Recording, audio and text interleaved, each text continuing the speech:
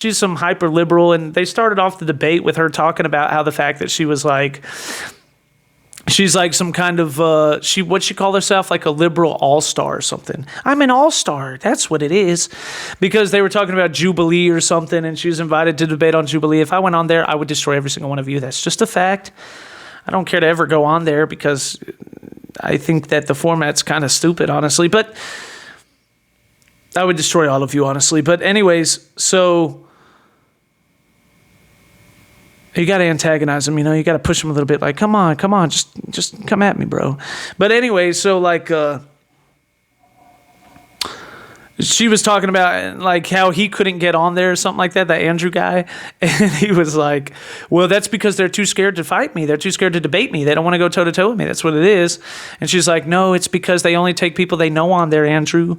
You're not an all-star. And I'm like, okay, look, I don't know about that. I do know that he's on the Whatever podcast quite often. And he has hundreds of thousands of people that are listening to him. I mean, that's pretty decently big. That's a pretty big size audience, I'd say. And I've never heard of you. Just to be honest, I have no idea who you are. And so I don't know. Maybe she's bigger. Maybe he is. I don't know. I mean, he said that he wanted to go toe to toe. He said, let's look at our followers toe to toe. And then she like changed the subject or something. So I don't know. I really don't know. I have no idea which one it is. But I do know that anyone that's a self-described liberal all-star or is talking about Jubilee like that means I'm important. Usually it's kind of dense, right? There's not a whole lot going on there. And so with that being said,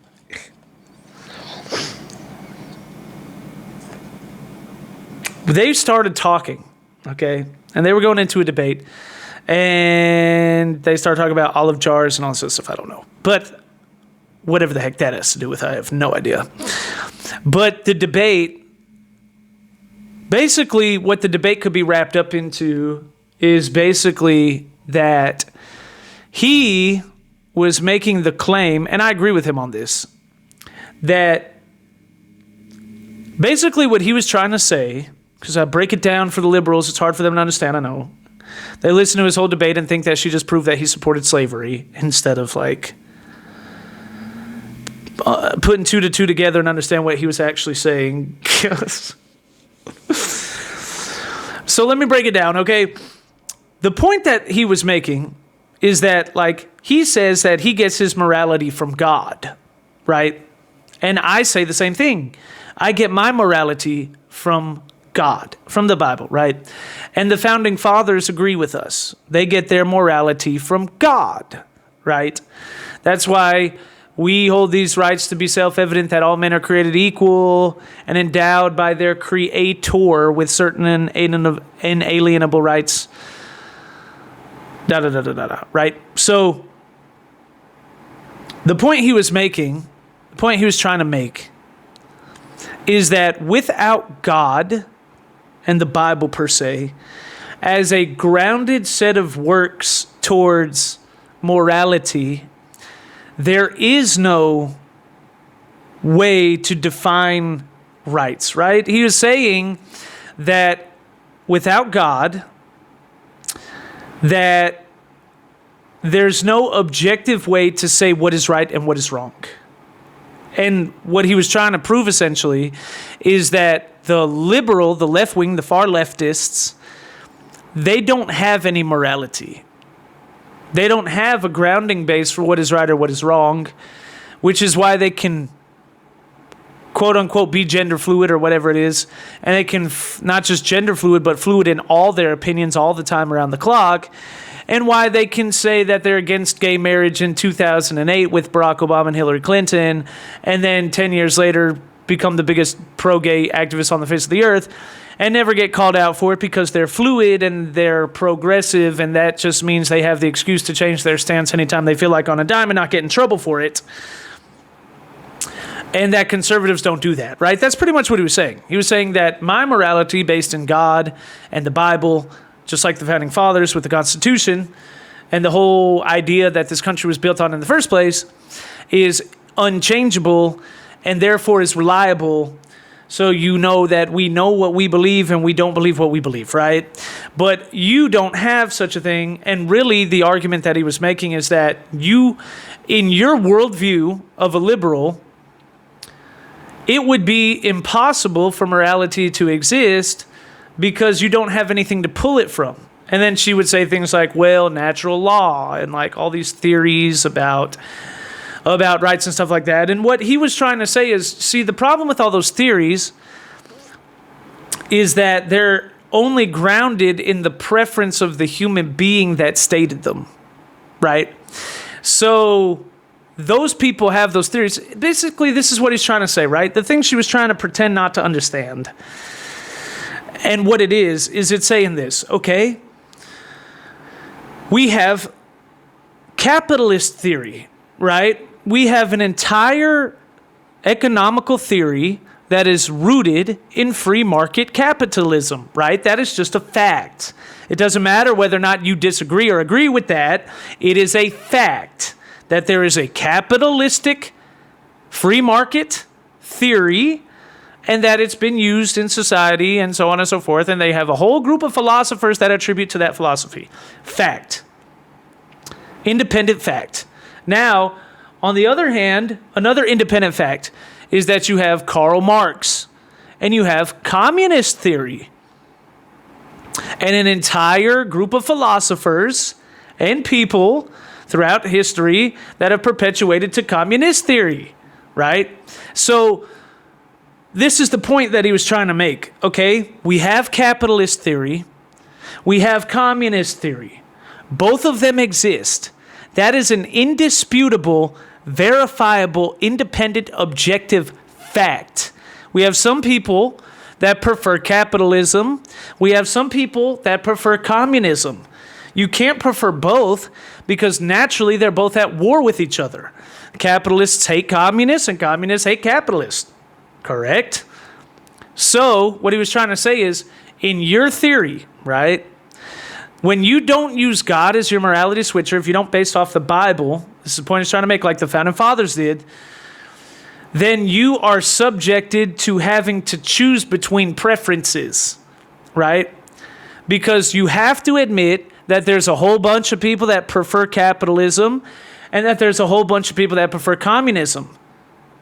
But how do you know, who are you to say that capitalism is superior to communism or communism is superior to capitalism? That would have to be completely and 100% based off of your own independent biases and your own self-projected morality and your preferential morality.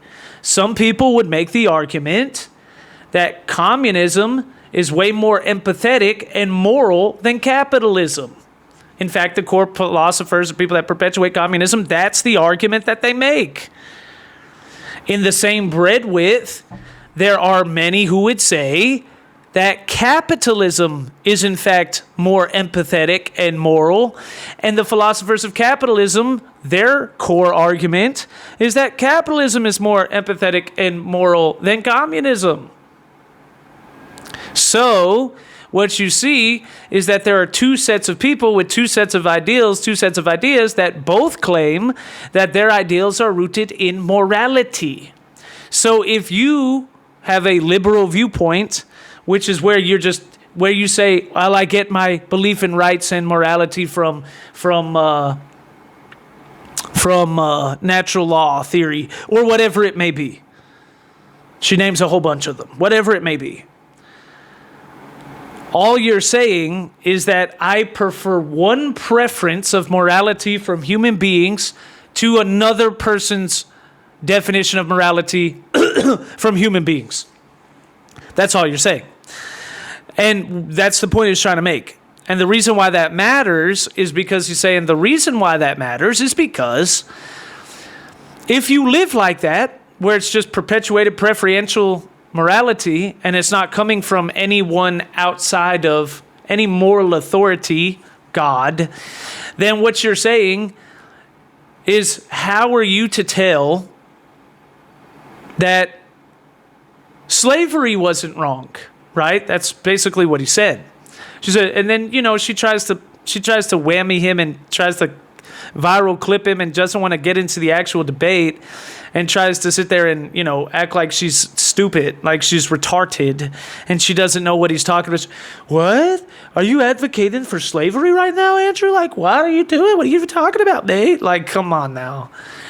You didn't actually believe that's what he advocated for. You wouldn't even be on the show debating him, right? No, what it actually is that he was trying to make the point that at one point in time, the majority didn't see slavery as such a problem. Not just in America, but in the whole world, in all of human civilization. They didn't see it as such a big deal. And if you have preferential morality, then you would have stated that it's probably not a big deal either. Unless you had a different preferential morality, then you would say that it was. And who's to say if you only go by perpetual and morality? And essentially the point he's trying to make is that liberals, leftists, people on the far left like yourself, that don't believe in God, they don't have a moral arc. You claim this morality, but you have no moral grounding. And as a result of it, you don't even believe. You even say things like her truth, their truth. If that's how they feel, then it is true. My truth, our truth, all these different truths. If nobody's true, what is truth? Philosophy, is there even a truth? Is there truth? And all that kind of thinking, that type of thinking is what says, what if Karl Marx is right? What if Adolf Hitler's correct? What if Nazism isn't so bad? What's wrong with anti-Semitism? What's wrong with slavery? Right? And whether you like that or not, that is what that type of thinking leads to. You understand?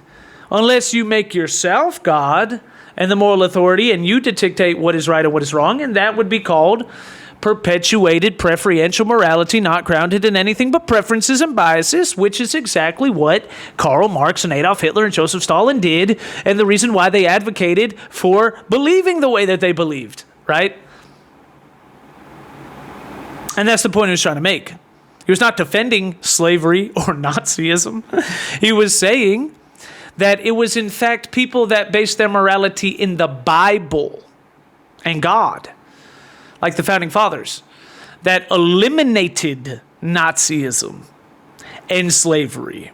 Abraham Lincoln, who was a Christian, and communism. If you ever go to a communist country, the very first thing they do is they get rid of churches and Christianity.